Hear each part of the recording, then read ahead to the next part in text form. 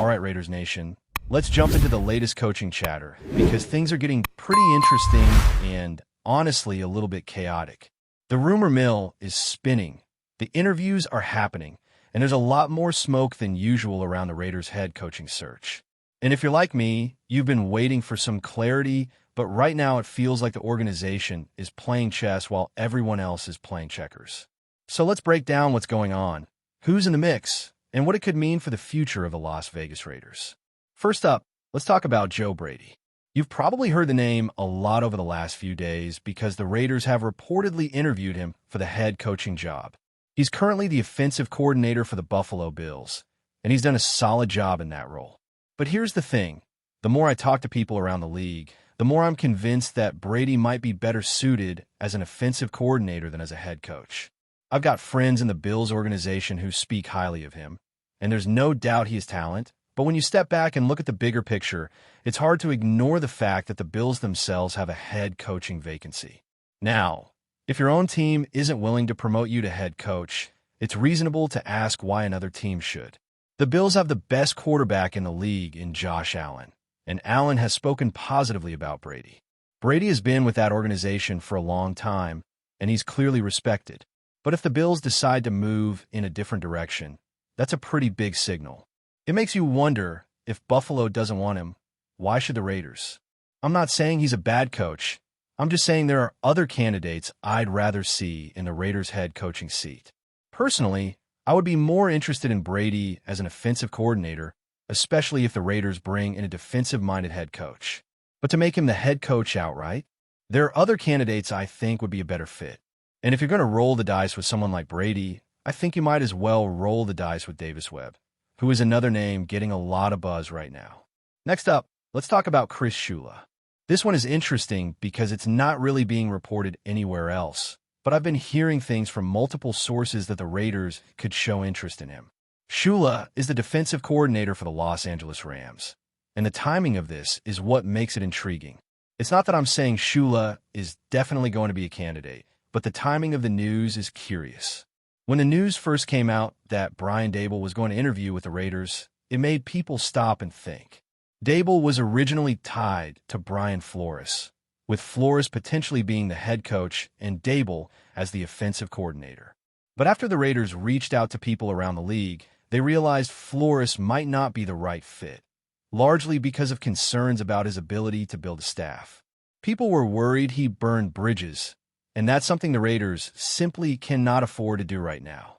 So, when the Daboll news hit, it made sense that the Raiders were looking for a defensive-minded head coach. That's why Shula's name popping up is interesting. If the Raiders were already leaning toward a defensive head coach, maybe they're considering Shula. And then if they bring in someone like Daboll as the offensive coordinator, it could be a pretty strong staff. I'm not saying that's definitely the plan, but the timing makes you wonder if that's at least part of the strategy. Now, let's shift gears and talk about the one name that Raiders fans seem to be obsessed with, Clint Kubiak. I get it.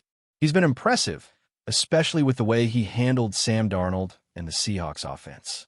There's a lot of excitement around his style, his creativity, and his willingness to ride with his quarterback. And I think that's exactly what the Raiders need, especially with a rookie quarterback potentially on the horizon. In that Seahawks game, Kubiak showed a level of confidence in Darnold that you don't always see. He was willing to commit to the run early, get Kenneth Walker going, and then open up the play action once the defense started cheating up. That kind of strategic approach is exactly what you want from a head coach who's working with a young quarterback. And the way the offense opened up, with plays that made it look effortless, it was clear that Kubiak was in his element. Now, I'm not saying that Sam Darnold and a potential Raiders quarterback are the same player. What I'm saying is the type of coach Kubiak is, the way he builds a game plan and the way he trusts his quarterback is exactly what you want in a situation like this. And when you watch how open Jackson Smith-Njigba gets on a regular basis, it's hard to ignore the brilliance of the offensive design. That level of separation doesn't happen by accident. That's the result of a coach who understands how to put his players in positions to succeed. But here's the thing. I'm not sure Kubiak is actually the Raiders' #1 choice. I've heard some things that make me think he may not be. And that's where the bigger story comes in. There's a lot of smoke right now around Davis Webb. And I think that smoke is starting to turn into something more.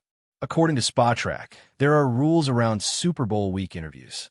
You can only have Super Bowl week interviews if the team has already held a previous interview with that candidate. The Raiders interviewed Kubiak on January 9th, and they've already had multiple interviews with other candidates. That means the Raiders can still interview other coaches during Super Bowl week, but the timing matters. The bigger issue is that initial interviews cannot happen until February 9th. So if the Raiders want to interview Kubiak again, they have to wait. And that's where the strategy becomes crucial. If the Raiders want to move quickly and get the staff in place, they might not want to wait until February 9th to bring Kubiak back into the fold. And if Kubiak is waiting on other opportunities, the Raiders could risk losing him. The thing is, the Buffalo Bills job is still the most attractive job in the league. Working with Josh Allen is a dream for a lot of coaches. But I also think Kubiak's system fits what the Raiders have more than it fits the Bills. That's just me wearing my Raiders goggles, but I think it's worth considering. Now, here's the part that really gets me thinking. I've heard from a source that one of the Raiders owners is flying into Las Vegas today in preparation to hire a coach. That's huge. That's not something you do if you're just casually interviewing someone. That's a move you make when you're seriously considering someone for the job.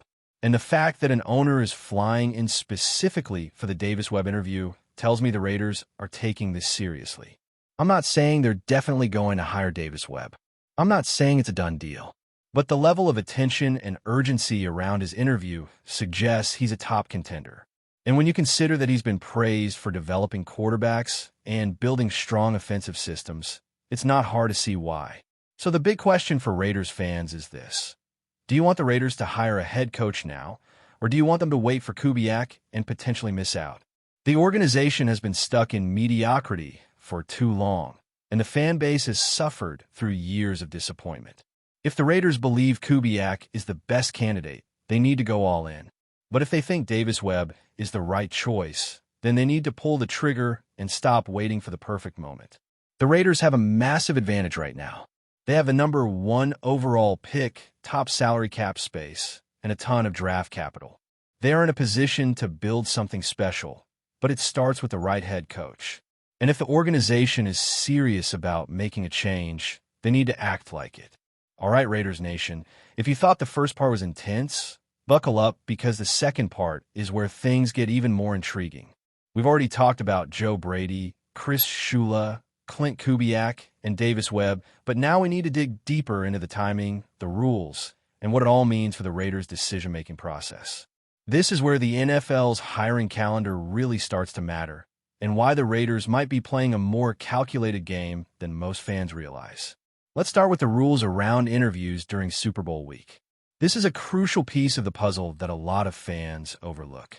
Teams are allowed to conduct interviews during this time, but only under specific circumstances. If a team wants to interview someone during Super Bowl week, they must have already conducted a previous interview with that candidate.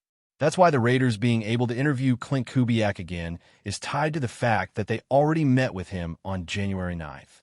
That prior interview is what allows them to keep the conversation going, but it also limits their ability to move quickly in the way they might want. Now, here's where the timeline becomes a real issue. Initial interviews are not allowed until February 9th. That means if the Raiders want to bring in a new candidate for a first interview, they have to wait. That's a long time in the NFL, especially when you're trying to build a staff and get a new direction in place. And it's not just about the head coach.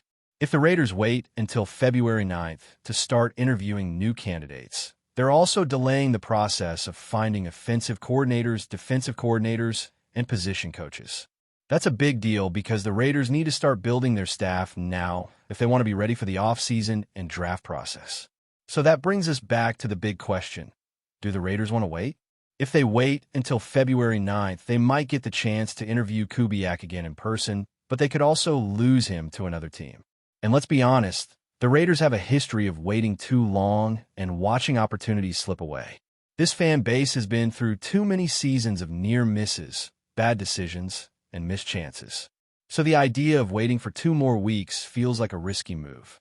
On the other hand, if the Raiders decide to move now, they might be able to lock in a candidate like Davis Webb or someone else who is ready to jump in immediately.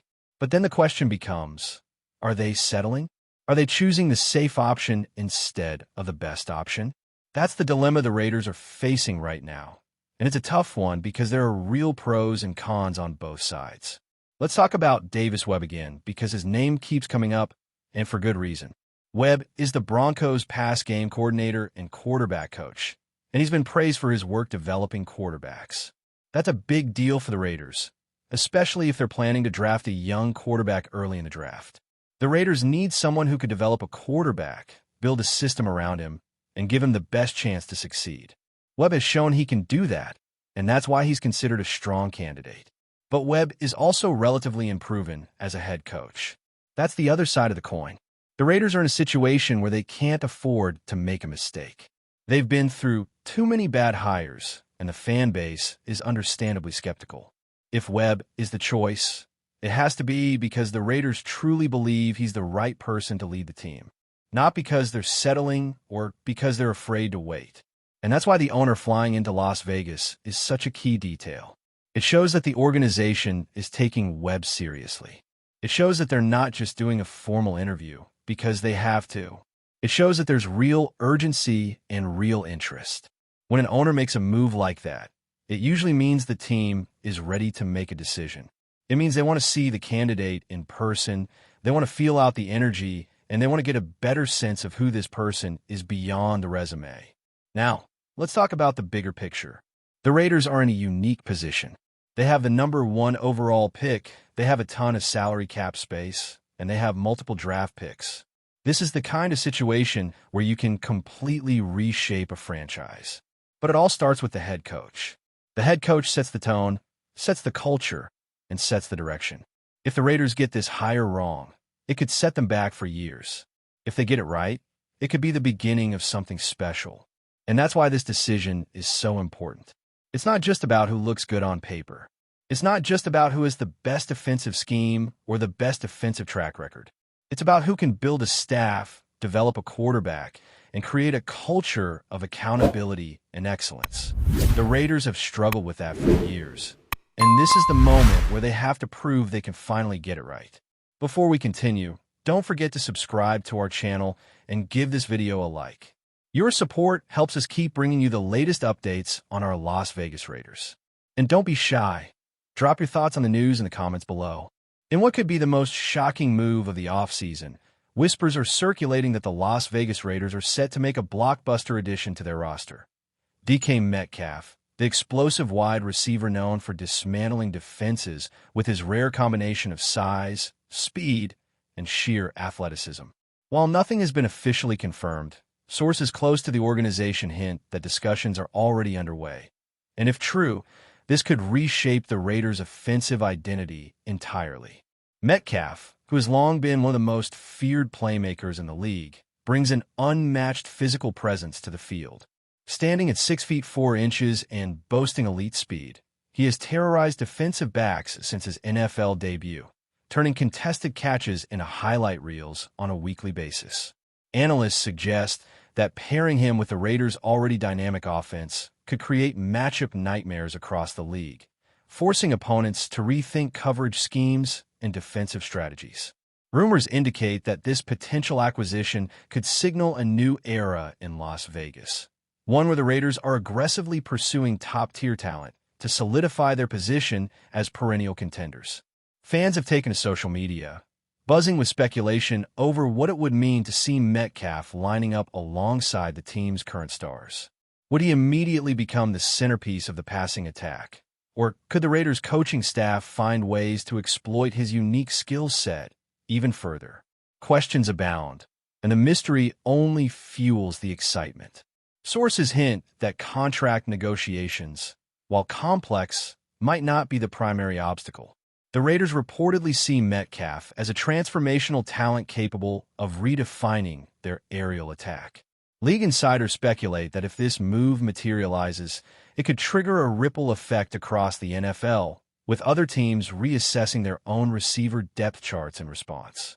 Metcalf's potential arrival is already dominating off-season chatter, and even without official confirmation, it has sparked a frenzy of what-if scenarios, from record-breaking plays to game-changing touchdowns. While skeptics caution that nothing is certain until ink hits paper, the mere possibility of DK Metcalf joining the Raiders has electrified fans and analysts alike. If true, this move would not only send shockwaves through the NFL, but also elevate expectations for a team hungry to make a statement. For now, all eyes are on Las Vegas, as the league watches closely, wondering if the Raiders are about to unleash one of the most dynamic wide receivers in recent memory, and potentially create the next unstoppable offensive force in football. That's it for this update. If you enjoyed the video and want to stay updated with exclusive news about our Las Vegas Raiders, be sure to subscribe to our channel and hit that like button. We can't wait to hear your thoughts in the comments. See you in the next video.